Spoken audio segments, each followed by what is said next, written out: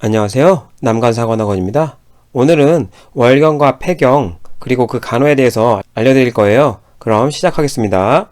첫 번째로 월경 장애에 대해서 알려드릴 텐데, 월경 장애란 월경의 주기나 양의 변화가 있거나 통증을 동반하는 경우를 총칭하는 거고요. 그래서 첫 번째 무월경을 살펴보면 크게 원발성과 속발성으로 나누는데, 원발성은 그냥 1차성이라고 생각하시면 쉬울 것 같아요. 원래는 신생물질, 그러니까 암 관련해서 처음 발생한 장기에서 생겨난 암을 원발성암, 거기서 전이된 걸 전이성 암 이렇게 얘기하는데, 여기서는 1차성이라고 일단 생각해 두시면 좋고요. 속발성은 2차성이라고 생각하시면 돼요. 그래서 어떤 의미냐 하면 1차성 같은 경우에는 질병 자체가 영향을 미쳐서, 그러니까 원인이 돼서 증상이 나타나는 걸 이야기해요. 쉽게 고혈압을 예로 들면 여러분 시험에 본태성 고혈압이라고 나와요. 이 본태성 고혈압이 1차성 고혈압입니다. 왜냐하면 어떤 다른 질병 없이 고혈압 자체가 질병이 된 거예요. 이 본태성이란 뜻은 본래 체질에 의해서 생겨난 이란 뜻이거든요. 그러니까 원래 체질 때문에 고혈압이 발생한 거예요. 1차성이란 뜻은 어떤 다른 질병 없이 생겨난 질환이에요. 그러니까 1차성이란 뜻은 다른 질병이 없이 그 질환이 생긴 걸 1차성이라고 얘기하고, 2차성이란 어떤 다른 질환 이후로 생긴 이런 뜻이에요. 그래서 2차성 고혈압이라고 하면 동맥경화라든지 이런 게 발생하고 나서 생긴 고혈압을 이야기합니다. 이런 단어의 뜻을 좀 잘 알고 보시면 이해하기 쉬우실 것 같아요. 그럼 원발성 무월경은 여기서 어떤 뜻이냐 하면 2차 성징의 발현 없이 13세까지 초경이 없거나 2차 성징의 발현과 관계없이 15세까지 초경이 없는 경우를 이야기한다는 거죠. 그래서 1차성이란 뜻이 일맥상통하는 게 어떤 다른 질병 없이 월경이 안 나타나는 걸 얘기해요. 그럼 속발성은 정상 월경 주기가 3번이 지나도록 월경이 없거나 정상 월경이었던 여성이 6개월 이상 월경이 없는 경우, 월경을 하고 있던 여성이 추후에 어떤 원인에 의해서 월경이 없는 경우를 속발성이라고 이야기한다 그랬잖아요. 그래서 정상 월경 주기가 3번이 지나도록 없거나 그런 여성이 6개월 이상 월경이 없는 경우, 이렇게 나눈다고 하는데 여러분 시험에는 나올 일이 없는, 그래서 여기서는 원발성과 속발성 혹은 1차성, 2차성이라는 뜻을 아는 게 더 중요한 것 같아요. 당연히 여성 생식력이 지속되는 동안 생리적 무월경이 발생하는 경우에 가장 큰 원인은 임신이에요. 이런 건 그나마 좀 시험에 나올 수 있겠죠. 그럼 어떻게 치료하느냐?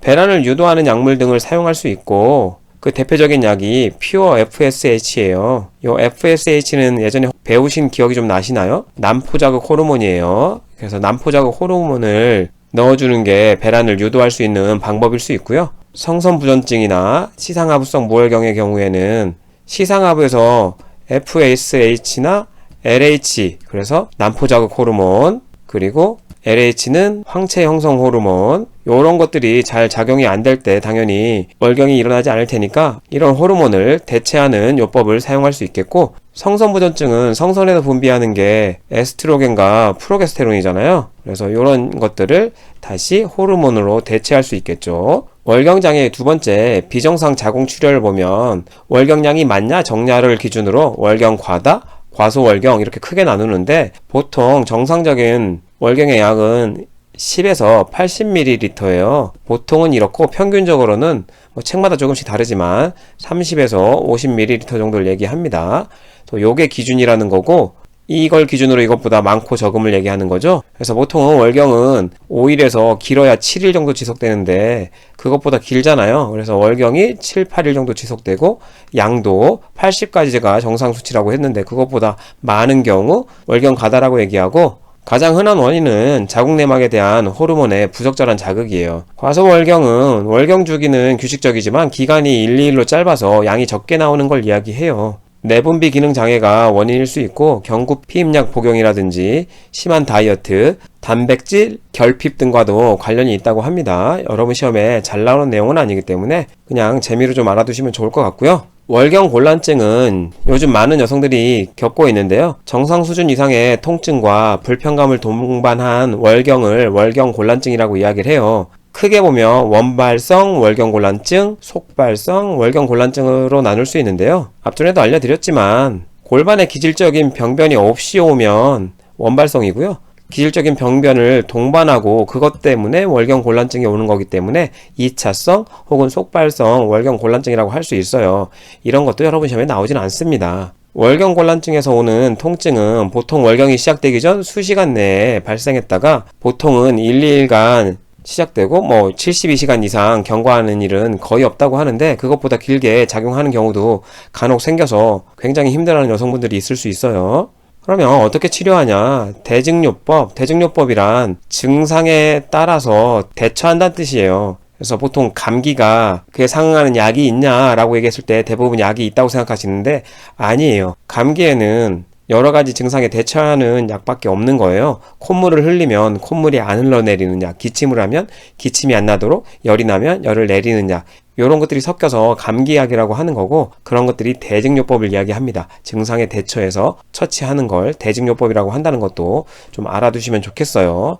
용어를 알아야 여러분이 시험 문제에 나왔을 때 풀이를 할 수 있으니까요. 그리고 비스테로이드 소염제라든지 진통제 등을 사용해서 통증을 좀 경감시킬 수 있는 약물 치료를 할 수 있다는 거죠. 폐경에 대해서 알려드릴 텐데 폐경은 좀 여러분 시험에 간혹 나올 수 있는 부분들이 있으니까 그런 부분을 강조하면서 보도록 하겠습니다. 폐경이 뭐냐? 난소의 기능이 상실되어서 에스트로겐의 분비가 없어지고 그로 인해 배란이 되지 않기에 임신을 할 수 없는 상태를 이야기하고요. 생리적 폐경은 보통 49세 전후로 발생한다고 하는데 요건 한방학적으로 이해하시면 쉬워요. 예전에 조선에 남녀 7세 부동석이라는 이야기 있었죠. 7세가 되면 남성이 남성성을 띠고 여성이 여성성을 띈다는 거예요. 그래서 이 7자에 주목하시면 되는데 7, 14, 21 이렇게 쭉 나가면 49세까지 가겠죠. 그래서 7세가 되면 여성성을 조금 드러내기 시작하고 14세에 초경을 했다는 거예요.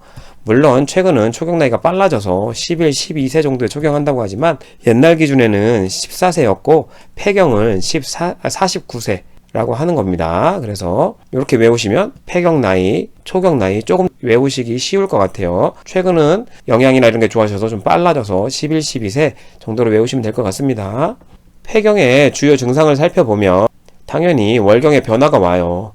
40세 이후 정상 월경 주기가 조금씩 변하기 시작하고 2, 3개월 동안 무월경이 나타났다가 1, 2년이 지나면 완전히 없어짐. 그래서 무슨 얘기냐면 월경 주기에 계속 변화가 생겨요. 그리고 2, 3개월 정도 무월경이 나타났다가 다시 월경을 했다. 이렇게 반복하다가 차차 없어진다는 거죠. 이 월경도 배란을 하지 않는 월경이 많이 중간에 발생할 수 있다는 거고 혈관 운동계 변화를 보면 이 폐경을 하게 되면 에스트로겐, 프로게스테론 여러 호르몬의 균형이 깨지기 시작하면서 자율신경계에 불안정이 와요. 자율신경의 불안정으로 인해서 모세혈관이 수축하고 이완이 지멋대로 돼요. 그런 것 때문에 문제가 생기는데 가장 크게 홍조가 생기는 거죠.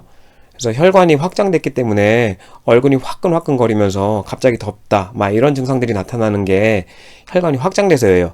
그리고 그거로 인해서 발한과 야간 발한, 땀이 많이 나겠죠. 그리고 역시나 자율신경계가 불안정하면서 감각도 좀 무뎌지고 얼얼하게 쑤시는 등 이런 증상도 나타날 수 있고요.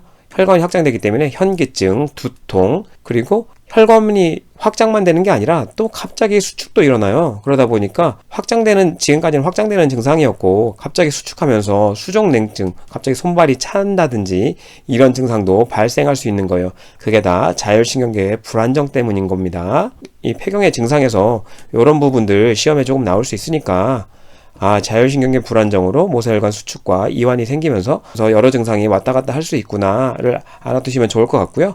골관절계 변화에서도 에스트로겐 결핍이 주 영향을 미치는데 이런 것도 좀 시험에 잘 나올 수 있기 때문에 잘 살펴보실 필요가 있어요. 에스트로겐의 기능이 칼슘을 뼈에 침착시키는 기능이 있어요. 근데 그게 감소되면 어떻게 되겠어요? 네, 골 형성이 억제된다는 표현인 거죠. 칼슘이 침착되지 않아요. 그래서 골 흡수 촉진한다는 건 혈액 내에 칼슘을 많이 방출시킨다는 얘기예요. 그러면 당연히 뼈에 골 소실이 가속화되겠죠. 그리고 또 장내 칼슘의 흡수 저하로 혈중 칼슘 농도까지 저하돼요. 여러 가지 이유로 농도가 저하되면 뼈에서 칼슘 유출이 일어나고 골밀도가 저하되겠죠. 이런 여러 가지 이유로 골다공증이 폐경 이후로 증가할 수 있어요. 이런 것도 시험에 잘 나온다고 알려드렸죠. 심혈관계 변화도 여러분 시험에 좀 나올 수 있어요. 역시나 에스트로겐 결핍으로 고밀도 지단백 콜레스테롤이 저하되고 저밀도 지단백 콜레스테롤이 증가해요. 보통 고밀도 지단백 콜레스테롤을 좋은 콜레스테롤, 저밀도 지단백 콜레스테롤을 나쁜 콜레스테롤로 여러분 생각하시면 돼요. 그래서 좋은 애가 저하되고 나쁜 애가 증가해서 심장에 관상동맥 질환이라든지 여러 심혈관계 질환과 동맥경화성 질환이 많이 발생한다는 거죠. 에스트로겐이 혈관의 탄력성을 증가시켜요. 근데 탄력성이 떨어지면서 이런 질환들도 나타날 수 있다는 거 같이 알아두시면 좋을 것 같습니다. 여러 생식계 변화는 간단합니다. 에스트로겐이 역시나 결핍돼서 골반 내 혈류량의 감소, 골반 내 장기의 허혈 상태를 초래하고 그러다 보니까 골반 내 장기인 외음, 요도의 말단부, 질, 자궁 등이 다 위축되는 거예요. 그래서 보면 질점막, 외음, 요도의 점막이 쇠퇴하고 혈관 분포 감소, 그래서 질벽의 주름이 사라지고 얇아지고 글리코겐 분비가 저하되고 유산광균 역시 감소해요. 이 유산광균과 글리코겐으로 인해서 산도가 높아지면 쉽게 박테리아나 이런 것들이 침입할 수 있어서 질염이 쉽게 발생할 수 있다는 거죠. 이런 것도 좀 시험에 나올 수 있는 부분이긴 하겠네요. 그리고 질내 pH뿐만이 아니라 요도의 pH까지 같이 증가하기 때문에 요로기계 문제가 발생할 수 있다는 거예요. 그래서 요로기계 증상인 요도염, 배뇨시 자결감, 잔뇨ля 등이 증가할 수 있다는 것도 그렇게 잘 나오는 문제는 아니지만 요로기계 문제라고 해서 알아두시면 좋긴 하겠어요. 그리고 생식기가 위축되면서 위축성 질염, 그로 인해 질내 분비물이 줄어들기 때문에 성교통도 증가할 수 있다. 이런 내용도 좀 시험에 나올 수 있는 내용이에요. 같이 알아두시면 좋겠습니다. 그러면 이런 폐경 시 어떤 간호를 해주면 좋겠냐?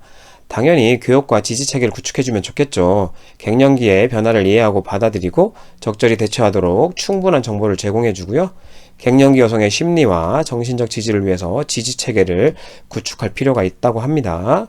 이 시기에 남편이 굉장히 잘해줘야죠. 남편과 자녀들이 굉장히 중요한 자산이 될 수 있어요. 운동과 휴식을 살펴보면 심폐기능의 증진으로 혈액순환을 촉진해야 되고 노폐물 배설과 산화물질의 배설 증진, 혈중 콜레스테롤 제거, 체중 조절, 앞전에 알려드렸지만 여러 심혈관계 질환이라든지 이런 문제가 발생할 수 있기 때문에 적절한 운동을 해야 되고요.